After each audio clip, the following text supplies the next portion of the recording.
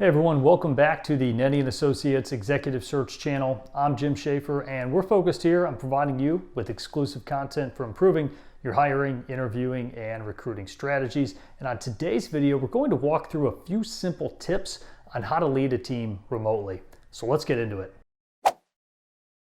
The past year and a half has forced everybody to look at work a little bit differently. Whether you're in a position where, hey, everybody's coming back to the office, I don't care what your excuses are, there's some companies that are going in that direction. There's some companies that are saying, hey, we're never going back to the office. Everybody's working remotely 100% of the time. And a lot of companies are opting for that hybrid. Hey, work from home 3 days a week, in the office twice a week. Either way, we thought it was relevant to cover 3 different tips on how to lead a team effectively if you're in a remote position as a leader. So the first thing that you can do is you set the tone for video meetings especially, meaning you're the first one there, you're on time, you're prepared, you know what the agenda is, you know what you want to cover, and you're the one who's putting your video on too. I think we've all been on those Zoom calls where somebody doesn't put their video on and you don't know if they're going to or not.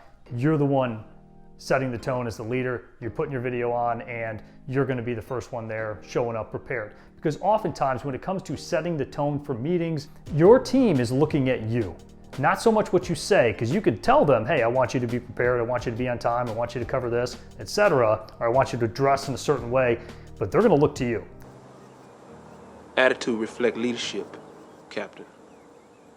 They're going to mirror however you show up, because oftentimes these things aren't so much what's taught or what's preached, it's what's caught. So keep this in mind and make sure every meeting your team members are looking at you. So set the tone. All right, the second thing that you can do is frequent communication. Now, we're not talking about micromanagement here. We're talking about productivity check-ins. Maybe that's on a weekly or maybe it's on a daily basis. You and your team can figure out what that rhythm is. Now, the key component here is you're not just asking your team members, hey, what did you do? And report back to me. We want them to be focused on what did you get accomplished, not busy work. What did you actually do to move things forward? And also, really to take this the next step forward is you as the leader, you're providing updates as well. You're saying, hey team, here's what my goals are for the week. Here's what I want to get accomplished. And when you do your check-ins at the end of the day or at the end of the week, you're providing an update to them as well. So you have this two-way street of accountability. This will make it feel less like a micromanagement. And they're saying, hey, the boss is here for me. He's working just as hard as I am. He's in the trenches with me. He's giving me updates. Here's what his struggles are. Here's what he got accomplished. And here's how he can help me.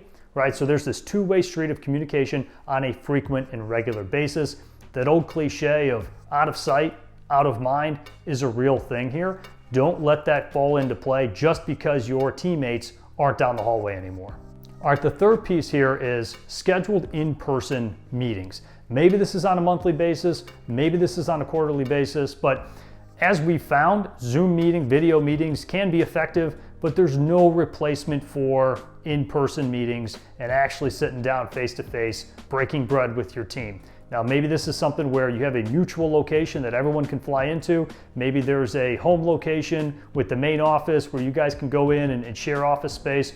Or maybe you're leading a sales team and you can coordinate it around customer visits with your sales team. But either way, finding a way on a regular basis to have in-person communication so we don't fall into that just lazy routine of just doing Zoom meetings, just doing video meetings over everything, because you can be effective, you can be productive, as we touched on earlier, but ultimately we got to have that in-person communication, in-person contact as well.